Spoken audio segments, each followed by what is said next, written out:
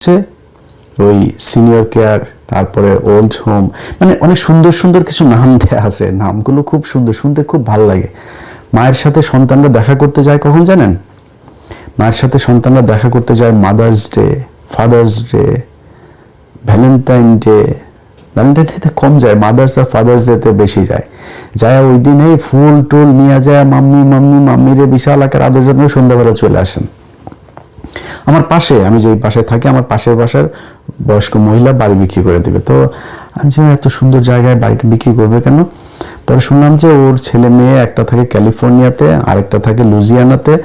তো বড় বড় চাকরি টাকরি করে। এখন ও একা থাকে, একা এখন এই বাসায় থাকা সম্ভব না। এখন এই বাড়ি বিক্রি করে দিবে, দিয়া তারপরে সে ওল্ড হোমে, মানে আমাদের দেশের বৃদ্ধাশ্রমে যাবে। লিটারালি এটা হচ্ছে বৃদ্ধাশ্রম। আমাদের যে সুযোগ সুবিধা ভালো, এটা সুন্দর শাসন, এটা অনেক অনেক ভালো। আপনার জন্য মনে হয় যে এটা ইসলাম যেটা বলেছে আপনাকে, সেটার চেয়ে তো সুন্দর। একজন রাসূল সাল্লাল্লাহু আলাইহি ওয়াসাল্লামের কাছে গিয়েছেন তার বাবার বিরুদ্ধে নালিশ করতে। তার বাবা তাকে মারধর করে, তার বাবা তাকে অনেক জিনিসপত্রের জন্য করে, তার টাকা পয়সা দেওয়ার জন্য চাপ দেয়। তো রাসূল সাল্লাল্লাহু আলাইহি ওয়াসাল্লাম সব কিছু শুনেছে। শোনার পরে তারপরে তাকে জাজমেন্ট কি দিয়েছে জানেন? বলেছে যে তুমি, ছেলেকে বলছে যে তুমি এবং তোমার যা কিছু আছে সব তোমার পিতার। দিস ইজ ইসলাম।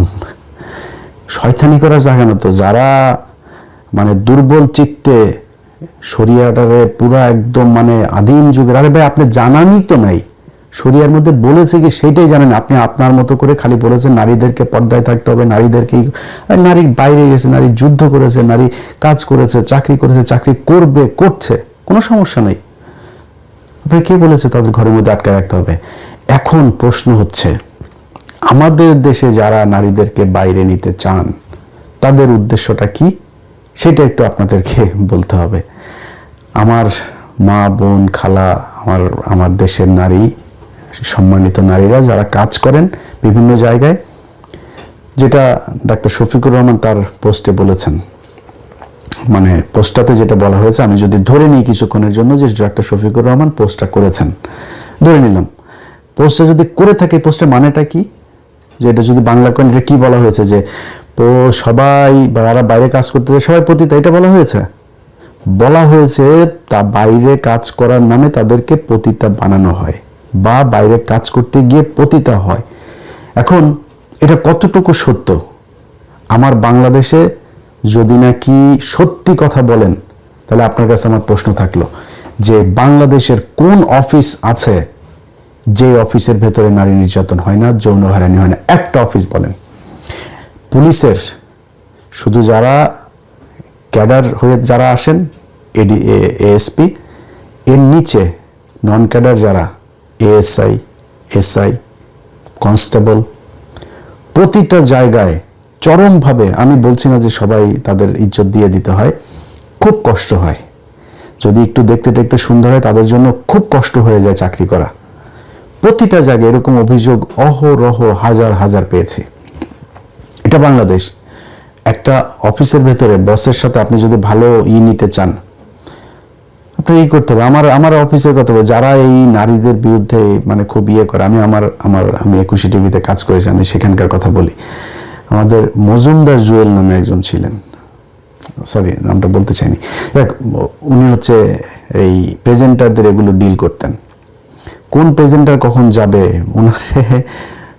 ওনার এক প্রেজেন্টার আছে এখন চ্যানেল 24-এ আছেন, সুন্দরী নারী। তো সেই সুন্দরীরে ওনার ওয়াইফ সোনার গায়ে গিয়ে ধরে সেখানে কলার মলার ধরে জুতা টুতা মারছে। এগুলো অনেক কাহিনী টাহিনী, এগুলো এই আমাদের এখানে ঘটছে। শিয়াল কখনো চায় না গৃহস্থ আপনার এই মুরগি তালা দিয়া তারপরে রাখেন। শিয়াল চায় মুরগিরে বাইরে থাকুক, খাইতে সুবিধা হবে। এইটা আমাদের দেশের কিছু শিয়াল আছে, তারা এদেরকে নিয়ে আসতে চায়।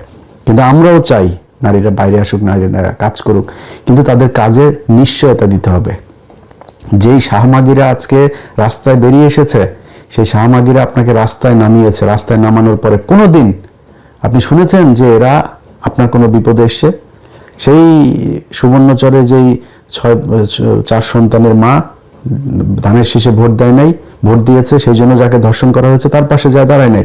এই যে গার্মেন্টসে যে নারীরা আজকে রাস্তায় নেমে এসেছে, যারা কাজ করছে, যারা গ্রাম থেকে এসে তারপরে ঢাকা শহরে থাকছে, তারা যে দুর্বিষহ জীবনযাপন করে, সকালবেলা একটা ডিম ভাজি খাওয়ার পয়সা তার নাই, কিন্তু সে তার কঠিন কষ্ট করছে। তার জন্য কে কি করছে? তাদের কিছু নেত্রী আছে, সেই নেত্রীগুলো মালিক পক্ষকে চাপ দিয়ে তারপরে একটা দাবি তোলার পরে নেত্রীদেরকে কিছু টাকা দেয়, শ্রমিকদের অবস্থা যা তাই থাকে। সব জায়গায় একই অবস্থা। তাদের নিরাপত্তার জন্য, তাদের সামাজিক আর্থিক কোনো নিরাপত্তার জন্য তারা কোনো কিছু করে না, কিন্তু ইসলাম সেটার বিধান দিয়েছে। ইসলাম বলেছে যে আপনার ঘাম শুকানোর আগে আপনার দিতে হবে। আপনি আপনার একটা প্রতিষ্ঠানের কত পার্সেন্ট আপনি দিবেন, আপনার ইনকামের কত পার্সেন্ট আপনার অধীনস্থদের দিবেন, গরিব মানুষকে দিবেন, সবকিছু ইসলাম বলেছে। এর চাইতে সুন্দর করে পৃথিবীর কোনো আইন আপনারা বলে নেই। এখন ধরেন আমি যদি নাকি কিছু দেশের কথা বলি, মনে করেন কিছু দেশ একদমই মানে না, ইসলাম একদম মানে না, মানে কোনো ধর্ম মানে না, এরকম কি আছে? ধরেন চীন আছে, ধরেন উত্তর কোরিয়ার অবস্থা তো ভয়ঙ্কর, ওইটা ধরলাম না, সাউথ কোরিয়া উন্নত রাষ্ট্র, জাপানও অনেকটাই তারা সেকুলার। তারপরে ওই যে আরেকটা দেশ আছে ওই যে আমেরিকার সাথে যুদ্ধ করেছিল, ভিয়েতনাম, তারা মোটামুটি বলা চলে 100% আপনার সেকুলার। এরকম অনেক দেশ আছে যারা এখন সেকুলার, সিঙ্গাপুর এরকম অনেকগুলো দেশ আছে। আচ্ছা, তাদের দেশের মধ্যে তারা বলেছে যে তারা খুব ভালো আছে, তাই না? তারা খুব উন্নতি করছে, অনেক সুন্দর আছে। আচ্ছা, আপনি কি জানেন যে এই পৃথিবীর ভেতরে সবচাইতে বেশি, মানে খুব শান্তিতে আছে তারা, আর কি ইসলাম নাই এই জন্য খুব শান্তিতে আছে, সবচাইতে বেশি সুইসাইড করে পৃথিবীর কোন দেশের মানুষ আপনি জানেন? একটু সার্চ দিন গুগলে, পৃথিবীর কোন মুসলমান দেশ। আসসালামু আলাইকুম। ডাক্তার শফিকুর রহমানের এক্স অ্যাকাউন্টে হ্যাক হয়েছিল এবং সেখানে নারীদেরকে নিয়ে একটা পোস্ট করা হয়েছিল। সেটা নিয়ে জামাত ইসলামের পক্ষ থেকে একটা সংবাদ সম্মেলন করা হয়েছে এবং সেই সংবাদ সম্মেলনে তারা বিস্তারিত, মানে একদম সচিত্র দেখিয়েছে যে সাংবাদিকদেরকে ডেকে নিয়ে যে কিভাবে এটা হয়েছে। আমি ফেসবুক, ইউটিউবের এই যে টেকনিক্যাল যে জিনিসগুলো, এগুলো আমি দেখিও না, আমি এটার ব্যাপারে খুব বেশি এক্সপার্ট না। আমার এগুলো যারা দেখেন, এবং বাংলাদেশে এখন এটা সবাই জানেন, যারা বাংলাদেশের গ্রামগঞ্জের থেকেও যারা এই যে বিভিন্ন ফানি ভিডিও করে, অনেকের ভিডিও আমি নিজেও দেখি, যেমন এই যে ফ্যামিলি এন্টারটেনমেন্ট, তারপরে অনেকেরই দেখি এই যে শীতে টুনু নিয়ে একটা গান গেয়েছে এক ভাই, ওনার ভিডিও আমি দেখি। তো স্ক্রল করতে অনেক কিছু দেখা হয়। তো এইরকম যারা একদম মানে প্রত্যন্ত এলাকা থেকেও ভিডিও করেন, তাদেরও আমার বিশ্বাস যে সবারই একজন না একজন, কারো না কারোর কাছে তারা তাদের ফেসবুক পেজ দেখভাল করার দায়িত্ব দিয়ে রেখেছেন। যে কোনো সমস্যা হলে, হ্যাক হলে, কপিরাইট খেলে, নানান বিষয়ে তারা তাদের দ্বারস্থ হন। তো আমি তাদের সাথে যতটুকু আমার যারা টিম আছে তাদের সাথে কথা বলে যতটুকু জেনেছি যে জামাত ইসলামী গতকালকে যে জিনিসটা দেখিয়েছেন, এটা 100% ট্রু, যে এটা সম্ভব। ধরেন গভর্নমেন্ট কোনো ইমেল ব্যবহার করে ফেসবুক অ্যাকাউন্ট, যেমন আমার সেকেন্ড যে পেজ, যেটা বাংলাদেশে দেখতে দেওয়া হচ্ছে না, সেটা কিন্তু সচল আছে, কিন্তু বাংলাদেশে দেখতে দেওয়া হচ্ছে না। তো এটা গভর্নমেন্ট ইমেল ব্যবহার করে গভর্নমেন্টের পক্ষ থেকে এটা মেটাকে জানানো হয়েছে, যে কারণে এটা সম্ভব হচ্ছে না। আবার একইভাবে ধরেন কেউ যদি এটার ভালো কাজ করতে চায়, সেটাও সম্ভব। ধরেন একজনের একটা পেজ কেউ একজন হ্যাক করেছে, এটা গভর্নমেন্ট ইমেল করে বা সাসপেন্ড করেছে কোনো একটা ফেক কপিরাইট করে, যেমন ইমপারসোনেশন একটা ক্লেম আপনারা করলো, তখন আপনারা এটা করে দিল, দেখাইলো যে হ্যাঁ এটার কারণে আপনার এটা শেষ। আপনি তখন গভর্নমেন্ট একটা ইমেল থেকে যদি তাদেরকে কোনো মেল পাঠান, সেটাতে খুব দ্রুত তারা রেসপন্স করে এবং খুব তড়িৎ ব্যবস্থা নেয়। তো এটাই করা হয়েছে এই জায়গাতে। এখন এটা অনেকের কাছে বিশ্বাস হবে, অনেকের কাছে বিশ্বাস হবে না। এটা নিয়ে আপনারা দেখেছেন যে বিশেষ করে বিএনপি তারা তো নেমেছেই, এর মাঝখানে আবার সেই শাহমাগি যারা আছে, সেই শাহমাগিরা আবার রাস্তায় পাশার মধ্যে টিপটপ লাগায় তারপরে তারা নেমে গিয়েছেন। তো তাদেরকে অনেকদিন আমরা দেখি নাই মাঠে, তারা এই সুযোগ একটা পেয়ে তারপরে নেমে এসেছেন। ওনাদের ধরেন ওই যে আওয়ামী লীগের সময়ে এক নারী ধানের শীষে ভোট দিয়েছে দেখে এই জন্য রাতের বেলা গিয়ে 6 জন মিলে ধর্ষণ করলো। তারপরে হচ্ছে গিয়ে এই যে কয়দিন আগে মেয়েদের মহিলাদের, জামাত ইসলামের মহিলাদের পেটে লাথি মারলো, তারপরে হিজাব টেনে খুলে ফেললো, এগুলোতে কোনো সমস্যা হয় না, কিন্তু এগুলোতে কিন্তু তারা এই শাহমাগীদেরকে আমরা মাঠে দেখি নাই। এটাতে বিশেষ উদ্দেশ্যে তারা নেমে এসেছেন এবং তাদের নির্দিষ্ট কিছু আপনার অ্যাসাইনমেন্ট আছে, যে অ্যাসাইনমেন্টগুলো দিল্লি থেকে দেওয়া হয় সেগুলো তারা পালন করে, এগুলো প্রথম আলো, ডেইলি স্টার প্রমোট করেন। তো তারা আবার নেমে এটারে নিয়ে ব্যাপক আকারের একটা জল ঘোলা করার চেষ্টা চালিয়ে গেল এবং সেটাতে পাবলিকের খুব একটা ভালো সাড়া পায় নাই, খুব একটা সুযোগ সুবিধা করতে পারে নাই। কিন্তু যেটাই হোক, মনে করেন যতটুকু হয়েছে এটা নিয়ে অনেক কিছু, 2 দিনে অনেক ঘটনা ঘটলো। এখন মনে করেন জামাত ইসলামের এটা ওনারা বিশ্বাস করেন, জামাত ইসলাম সংবাদ সম্মেলন করে যেটা বলেছেন, আমি ধরে নিলাম ওনাদের দলে গেলাম কিছুক্ষণের জন্য, গিয়ে ধরলাম ডক্টর শফিকুর রহমান এই পোস্টটা তিনি করেছেন। আচ্ছা, এবার আপনি আমার বলেন সেই পোস্টে তিনি কি বলেছেন? এই পোস্টে তিনি যে কথাটা বলতে চাই সে কি মনে করেন যদি শফিকুর রহমান করেও থাকে বা যেটা লেখার চেষ্টা করা হয়েছে, সেখানে কি বলেছে যে যারা বাইরে কাজ করতে যায় সবাই পতিতা? এটা বলা হয়েছে? বাইরে কাজ করতে যায় সেসব নারীদেরকে পতিতা বানানোর চেষ্টা করা হয় বা বানানো হয়, তারা নিজেরা সবাই এটা বলা হয়নি কিন্তু। আচ্ছা, এখন আমি যদি ওনার পোস্টকে এখন মানে ডিফেন্ড করি, তাইলে আমি কিছু কথা বলে আপনাদের মানে কারো পছন্দ হবে না, সেটা আপনার ব্যাপার, আমি আমার মন্তব্যটা বলি। আচ্ছা ভাই, ধরেন বাংলাদেশে যেসব নারীরা কাজ করতে যায়, এই দেশে আমার অনেক মা বোন, আমার দেশের মানুষ অনেকে বাইরে কাজ করতে যায়, তারা সবাই মাঠে গিয়ে ইয়েতে গিয়ে বসেদের সাথে ঢলাঢলি করতে চায়, এরকম না। এখানে গুটি কিছু মানুষ আছে, কিছু নারী আছে যারা অফিসে, এরকম নারীও আছে, আমরাও তো অফিসে জব করে এসেছি, ভাইয়া এটা একটু দেখেন, মানে এমন করে আপনার ঘাড়ে পড়বে, বোঝাই যায় যে সে খুলতে চায়। এরকম কিছু নারী কিন্তু আবার কিছু কিছু অফিসে আছে। তো তাদের কথা বাদ, আমি ভালো নারীদের কথা বলি। আচ্ছা আপা, খালা, মা, আপনারা যারা চাকরি করেন, আপনারা চান না যে মানে আপনার ইজ্জত নিয়ে আপনি কোনো যৌন হয়রানির শিকার হবেন না, এরকম একটা সমাজে, এরকম একটা অফিসে, এরকম একটা পরিবেশে আপনি কাজ করতে চান? এটা চান তো? যদি সেটা চান, এই পৃথিবীর ভেতরে ইসলামের চাইতে সুন্দর নিশ্চয়তা এই পৃথিবীর কোন দেশ, কোন আইন, কোন আদালত দিয়েছে আমার একটু বলেন। আমাদের মুসলমান হিসেবে বাংলাদেশের মানুষের গলায় দড়ি দিয়ে মারা যাওয়া উচিত। শরিয়া আইন বাস্তবায়ন করতে চাই, এটাকে আমি মুসলমান, আমার প্রোডাক্টকে আমি এমনভাবে উপস্থাপন করেছি, পৃথিবীর ভেতরে মনে হয় সবচেয়ে নিকৃষ্ট, সবচেয়ে মানে মধ্যযুগীয় একটা আইন বোধহয় শরিয়া আইন। আর ভাই, শরিয়া আইনের ভেতরে, পৃথিবীর ভেতরে নারীদেরকে যেই ক্ষমতা, যেই স্বাধীনতা, যেই আপনার আর্থিক নিশ্চয়তা দেওয়া হয়েছে, এই পৃথিবীর ইতিহাসে কোনো ধর্ম, কোনো গোষ্ঠী, কোনো দেশ, কোনো রাষ্ট্র, কোনো আইন, কোনো শাসন ব্যবস্থা দিতে পারে নাই। আপনি চ্যালেঞ্জ করবেন, আপনি বলেন এই পৃথিবীতে এমন কোন দেশ আছে, কোন দেশের আইন আছে, একজন নারীকে আপনি বিয়ে করবেন, বিয়ের আগে আপনাকে নির্দিষ্ট দেনমোহর করতে হবে। আমরা আমাদের দেশে দেয় না, মাপ চায়, তারপরে বলে ওকে ঠিক আছে, যে ওরাও জানে, মানে এটা আমরা এই শরিয়ার এই ইয়েটাকে আমরা এমনভাবে ব্যবহার করেছি যে কারো যদি একজন ডিভোর্স হয় তখন সে টাকাটা পাবে, ওই দর কষাকষি করে যে 30 লাখ 50 লাখ, এখন তো কোটি টাকায়ও দেনমোহর হয়, দেয় না কেউ, না দিয়ে কি করে ওইটারে, ওই যে যখন ডিভোর্স হয় তখন ওইটারে নিয়ে এক গুতাগুতি শুরু হয়, হ্যাঁ এই টাকা এখন দিতে হবে। তো জিনিসটা এরকম না, জিনিসটা ইসলাম বলেছেন আপনার স্ত্রীর শরীরে টাচ করার আগে আপনাকে এই টাকা শোধ করতে হবে, আনলেস আপনার স্ত্রী যদি মাপ না করে। যদি মাপ করে দেয় সেটা ঠিক আছে। আচ্ছা, এখন আমাদের সবাই ওইটাই করে। যাই হোক, এই পৃথিবীর কোন আইন বলেছে যে আপনার স্ত্রীকে টাকা দিয়ে বিয়ে করতে হবে? আমার পাশের দেশে যান, একজন দরিদ্র মানুষ তার মেয়ের বিয়ে দিতে পারে না যৌতুক দেওয়ার কারণে। আমার দেশেও তাদের দেশের থেকে এগুলো সংক্রামিত হয়েছে। পৃথিবীর কোন দেশ আছে একজন নারীকে তার স্বামীর সম্পত্তি দিতে হবে, তার বাবার সম্পত্তিও দিতে হবে? এই পৃথিবীর কোন আইনে এইটা বলা আছে আমার বলেন? মানে শরিয়া আইনের ভিতরে এটা বলেছে যে একজন নারী কাজ করতে যেতে পারবে না, বাইরে যেতে পারবে না সে?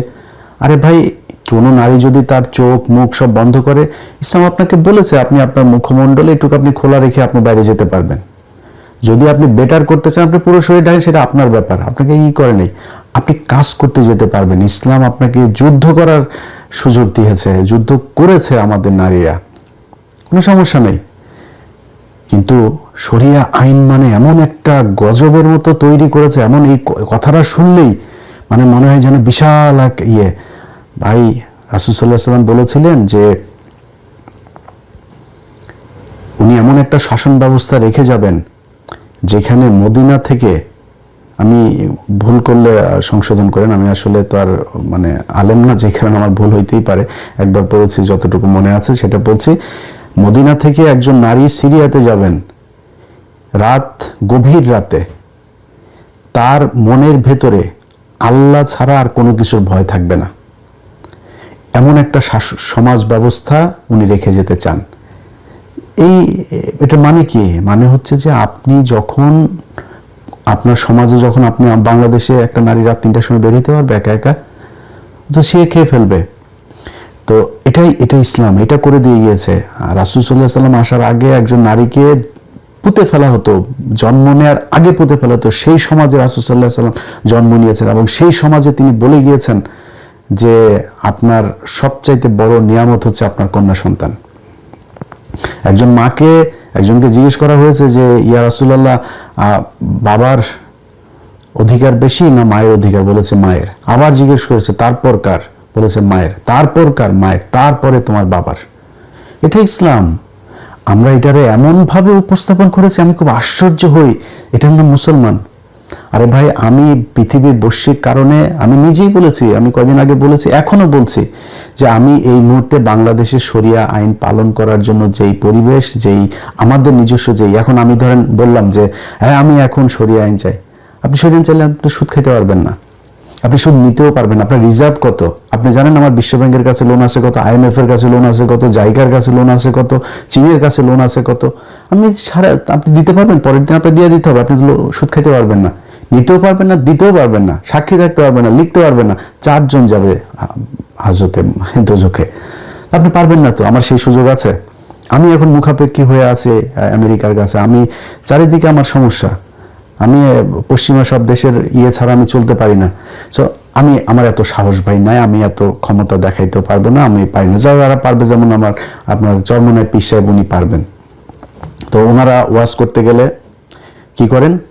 নারীদের পর্দা, নারীদের পর্দা। আরে ভাই, সূরা নূরের ভেতরে যেখানে আপনি এই পর্দার কথা বলা আছে, সেই পর্দার কথা বলার যে আয়াতে বলেছেন নারীদেরকে পর্দা করতে হবে, তার আগের আয়াতে, রিপিট, তার আগের আয়াতে বলা আছে আপনি পুরুষকে পর্দা করার কথা, আমার দৃষ্টি অবনত রাখার কথা বলা হয়েছে নারীকে দেখলে।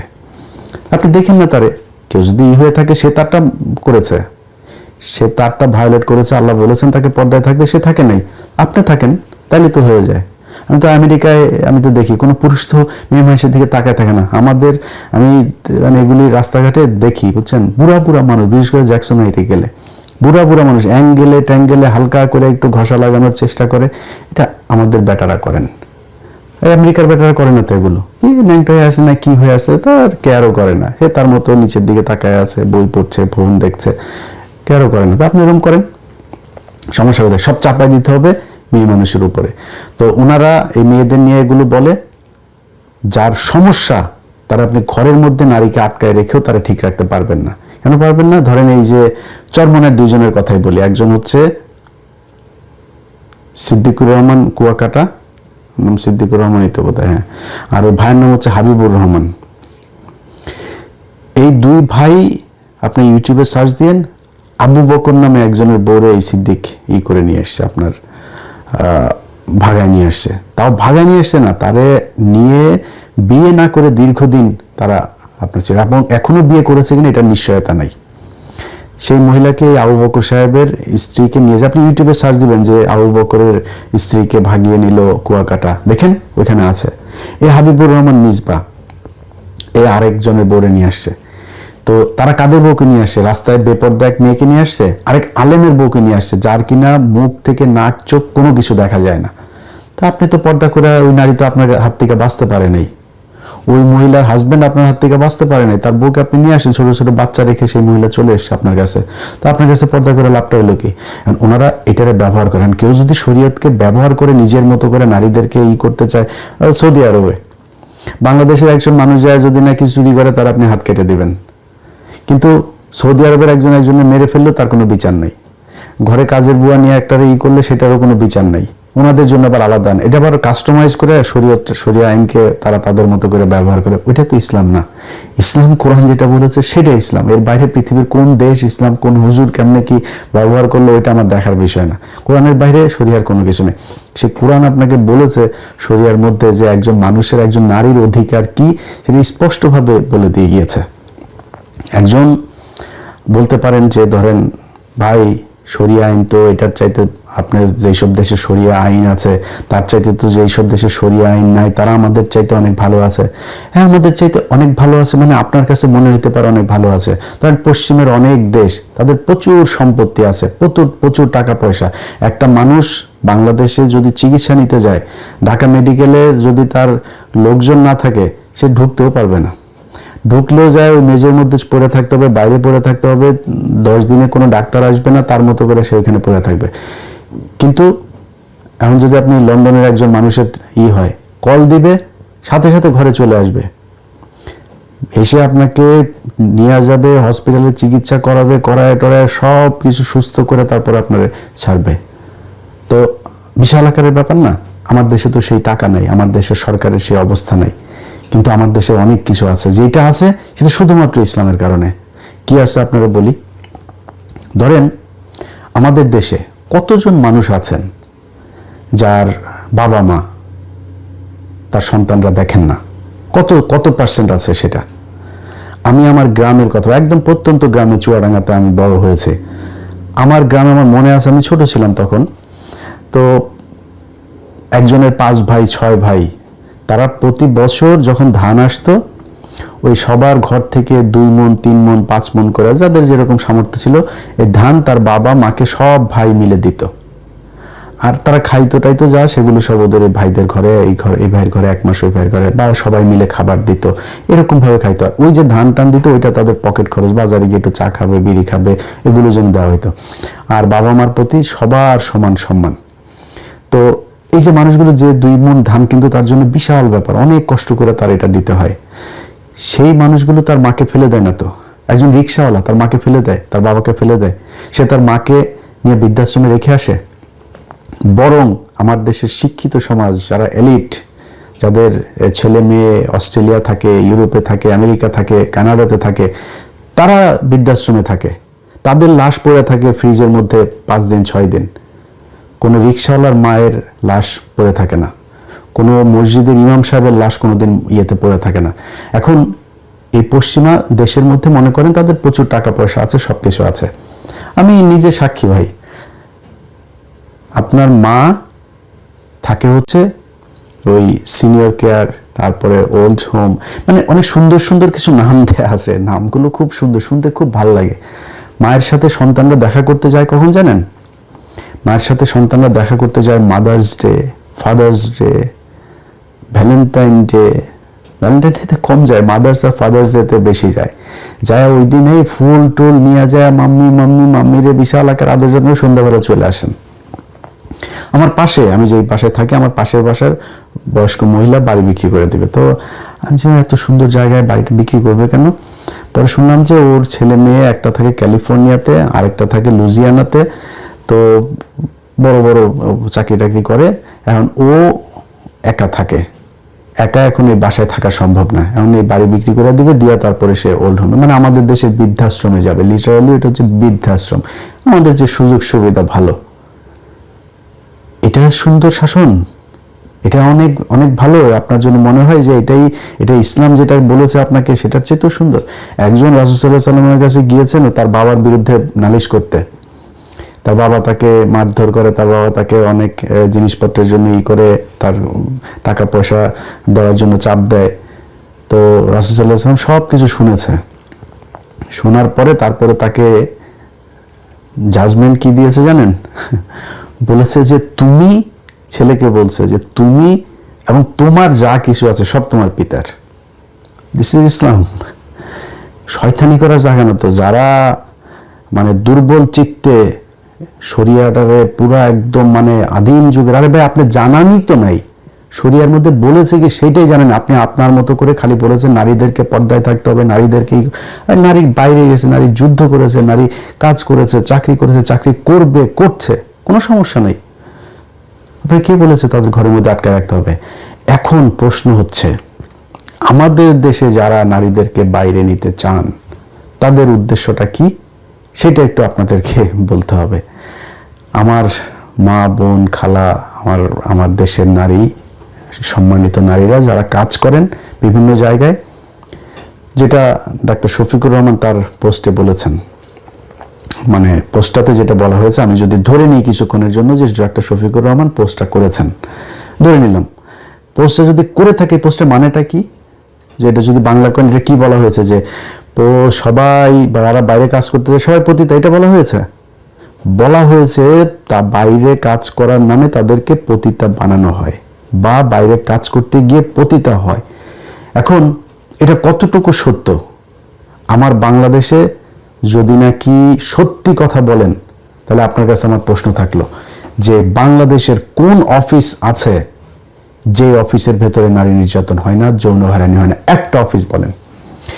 পুলিশের শুধু যারা ক্যাডার হয়ে যারা আসেন, এএসপি, এর নিচে নন ক্যাডার যারা এএসআই, এসআই, কনস্টেবল, প্রতিটা জায়গায় চরমভাবে, আমি বলছি না যে সবাই তাদের ইজ্জত দিয়ে দিতে হয়, খুব কষ্ট হয়। যদি একটু দেখতে দেখতে সুন্দর হয় তাদের জন্য খুব কষ্ট হয়ে যায় চাকরি করা। প্রতিটা জায়গায় এরকম অভিযোগ অহরহ হাজার হাজার পেয়েছি। এটা বাংলাদেশ। একটা অফিসের ভেতরে বসের সাথে আপনি যদি ভালো নিতে চান, আপনি করতে হবে। আমার অফিসের কথা বলে যারা এই নারীদের বিরুদ্ধে মানে খুব করে, আমি 21 টিভিতে কাজ করেছি, আমি সেখানকার কথা বলি। আমাদের মজুমদার জুয়েল নামে একজন ছিলেন, সরি নামটা বলতে চাইনি, দেখ উনি হচ্ছে এই প্রেজেন্টারদের এগুলো ডিল করতেন। কোন প্রেজেন্টার কখন যাবে, ওনার এক প্রেজেন্টার আছে এখন চ্যানেল 24-এ আছেন, সুন্দরী নারী। তো সেই সুন্দরীরে ওনার ওয়াইফ সোনার গায়ে গিয়ে ধরে সেখানে কলার মলার ধরে জুতা টুতা মারছে। এগুলো অনেক কাহিনী টাহিনী, এগুলো এই আমাদের এখানে ঘটছে। শিয়াল কখনো চায় না গৃহস্থ আপনার এই মুরগি তালা দিয়া তারপরে রাখেন। শিয়াল চায় মুরগিরে বাইরে থাকুক, খাইতে সুবিধা হবে। এইটা আমাদের দেশের কিছু শিয়াল আছে, তারা এদেরকে নিয়ে আসতে চায়। কিন্তু আমরাও চাই নারীরা বাইরে আসুক, নারীরা কাজ করুক, কিন্তু তাদের কাজে নিশ্চয়তা দিতে হবে। যেই শাহমাগিরা আজকে রাস্তায় বেরিয়ে এসেছে, সেই শাহমাগিরা আপনাকে রাস্তায় নামিয়েছে। রাস্তায় নামানোর পরে কোনোদিন আপনি শুনেছেন যে এরা আপনার কোনো বিপদে এসছে? সেই সুবর্ণচরে যেই 4 সন্তানের মা ধানের শীষে ভোট দেয় নাই, ভোট দিয়েছে, সেই জন্য যাকে ধর্ষণ করা হয়েছে তার পাশে যা দাঁড়ায় নাই।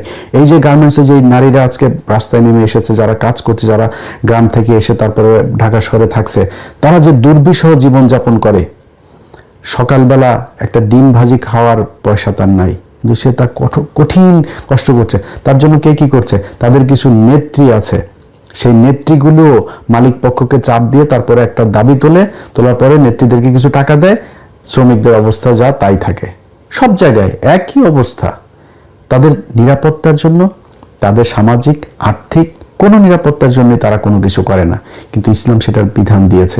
ইসলাম বলেছে যে আপনার ঘাম শুকানোর আগে আপনার দিতে হবে। আপনি আপনার একটা প্রতিষ্ঠানের কত % আপনি দিবেন, আপনার ইনকামের কত % আপনার অধীনস্থদের দিবেন, গরিব মানুষকে দিবেন, সবকিছু ইসলাম বলেছে। এর চাইতে সুন্দর করে পৃথিবীর কোনো আইন আপনারা বলে নেই।